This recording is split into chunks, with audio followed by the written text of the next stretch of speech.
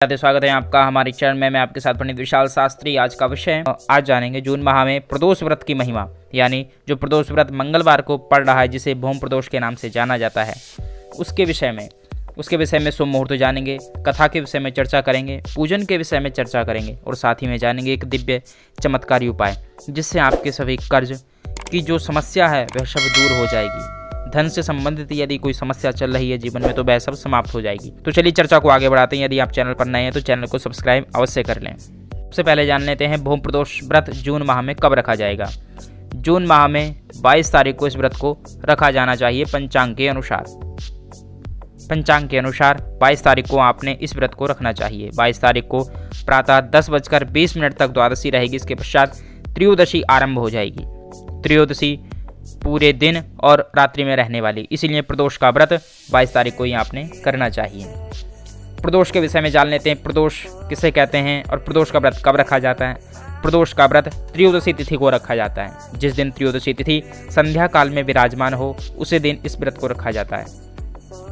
कहते हैं यह व्रत रखने से मनुष्य जीवन में हर प्रकार के सुख और वैभव को प्राप्त कर लेता है और भगवान शिव की परम अनुकंपा का पात्र बन जाता है। और इसमें एक विशेष बात यह है कि यह व्रत 7 बारों में अलग अलग दिन पड़ता है, तो इसकी अलग अलग महिमा शिव पुराण के अंतर्गत कही गई है। सोमवार को पड़ने वाला व्रत बहुत ही दिव्य होता है। और ऐसे ही आज हम जानेंगे भौम व्रत के विषय में, यानी मंगलवार को जो व्रत पड़ता है उसके विषय में शिव पुराण में कहा गया है कि जो भी व्रत प्रदोष का यदि मंगलवार को पड़ता है तो उसकी बड़ी महिमा है। उसके विषय में कहा गया है कि यदि जीवन में अनेक प्रकार के ऋण हो गए हैं, कर्जा है, कहीं से कर्जा ले लिया था, कहीं दिया नहीं जा रहा है, दुर्घटनाएं अधिक हो रही हैं, एक्सीडेंट इत्यादि, या आग का अचानक से लग जाना, व्याधियां, फोड़े फुंसी इत्यादि, तो इस प्रकार के जो नाना प्रकार की समस्याएं ये सब दूर हो जाती हैं मंगलवार का प्रदोष रखने से। यदि आप मंगलवार का प्रदोष व्रत रखते हैं तो इन सभी समस्याओं से आपको छुटकारा प्राप्त हो सकता है। तो चलिए जान लेते हैं इसकी कथा। चैनल पर बने रहिएगा और साथ ही में जानेंगे एक दिव्य उपाय जो आपके धन के मार्ग को प्रशस्त करेगा और जो ऋण आदि की समस्या वह सब दूर हो जाएंगी। तो सबसे पहले जान लेते हैं कथा को। प्राचीन समय की बात है कि एक नगर में एक वृद्ध महिला रहती थी। उसका एक पुत्र था। अवस्था अत्यधिक धनवान नहीं थी, सामान्य रूप से परिवार को वह चलाते थे। लेकिन बुजुर्ग जो महिला थी वह भगवान हनुमान जी पर गहरी आस्था रखती थी। भगवान पवन पुत्र की बड़ी सेवा करती थी। नित्य मंदिर जाती थी, भगवान को भोग लगाकर चालीसा का पाठ करती थी। तो भगवान हनुमान जी उनसे प्रसन्न थे, लेकिन वह सोचते हैं कि एक बार भक्त की परीक्षा अवश्य लेनी चाहिए। क्या यह भक्त प्रतिकूल परिस्थिति में भी मेरी साधना नहीं छोड़ सकता। इस प्रकार से भगवान चिंतन करते हैं। हनुमान जी महाराज चिंतन करते हैं और उनकी परीक्षा लेने के लिए एक साधु का वेश बनाकर उनके यहाँ पहुँच जाते हैं और उनके घर के बाहर जाकर पुकारने लगते हैं, कहने लगते हैं। क्या कहते हैं? हनुमान जी कहते हैं कि है कोई हनुमान भक्त जो मेरी इच्छा को पूर्ण करेगा। जब ऐसा महिला ने सुना तो महिला बड़ी प्रसन्न हुई कि कोई द्वार पर आया है। वहां जाकर प्रणाम करती है महाराज जी को और कहती है, महाराज जी कहिए क्या आज्ञा है। तब श्री भगवान कहते हैं, जो हनुमान जी साधु के रूप में आए थे, कि मुझे बहुत भूख लगी हुई है, मैं भोजन करना चाहता हूँ। तुम जरा घर के अंदर जाकर थोड़ी जमीन को साफ करके लीप दो, क्योंकि पूर्व काल में सब गौ माता के गोबर से जमीन को लीपने के पश्चात ही भोजन इत्यादि किया जाता था। ऐसी परंपरा थी। कहते हैं उसके पश्चात उस बुजुर्ग महिला ने घर जाकर अंदर जमीन लीप दी और वहां पर साधु को विराजमान होने के लिए उनसे निवेदन किया। लेकिन उन साधु जी की एक आज्ञा थी कि मैं स्वयं भोजन पकाकर ही उसको ग्रहण करूंगा। उस बुजुर्ग महिला ने हाथ जोड़कर कहा, जैसी आपकी इच्छा महाराज जी। उन्होंने कहा कि आप आज्ञा दें, कहाँ पर मैं मिट्टी खोदूं, कहाँ पर चूल्हा बना दूं, जहाँ पर आप भोजन पकाकर उसको ग्रहण कर सकें।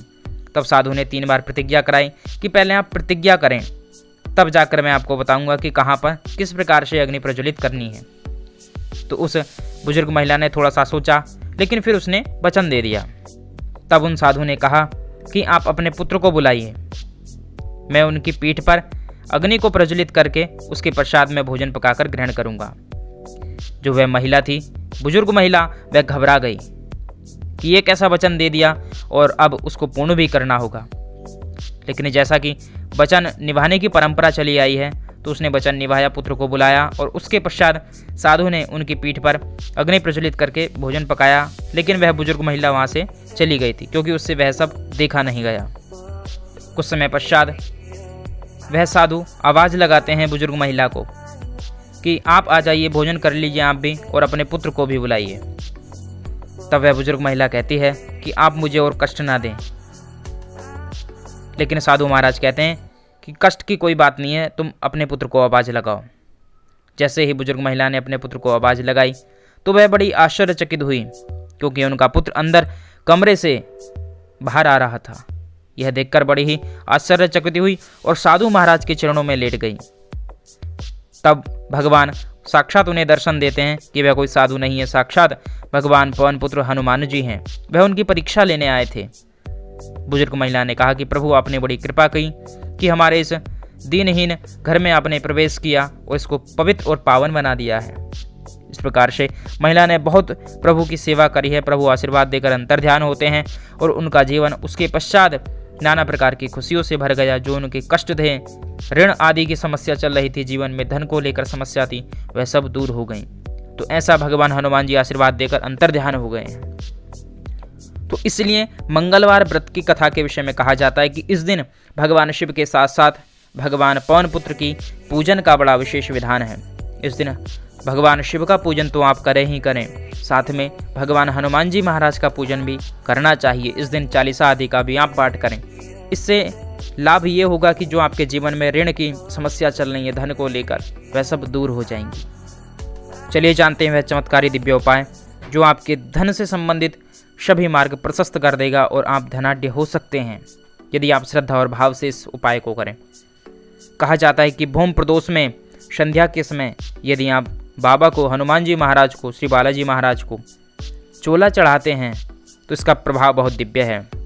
चोला आपने घी में चढ़ाना चाहिए। चोला यानी हनुमान जी का जो सिंदूर है उसमें घी को मिलाकर चोला चढ़ाना चाहिए। फिर भगवान को भोग में केला समर्पित करना चाहिए, साथ में गुड़ का भोग लगाना चाहिए और एक चमेली के तेल का दीपक प्रज्वलित करके वहाँ पर 11 हनुमान चालीसा के पाठ करने से और एक बजरंग बाण का पाठ करने से आपकी सभी समस्याएं जीवन की दूर हो जाती हैं। ऐसा दिव्य प्रयोग ये हमें प्राप्त हुआ है शास्त्रों के गहन अध्ययन से। यदि आप इस उपाय को करते हैं बड़ी ही श्रद्धा और भाव भक्ति के साथ, तो आप देखिएगा जीवन में कैसे आपके चमत्कार होने लगते हैं। जीवन आपका बदल जाएगा, अद्भुत आनंद की प्राप्ति होगी। और ऐसे ही रहस्यों से भरी हुई वीडियो आपको चैनल पर प्राप्त होती रहेंगी। चैनल को अवश्य सब्सक्राइब कर रखें। आनंदित रहिए, प्रसन्न रहिए। हर हर महादेव।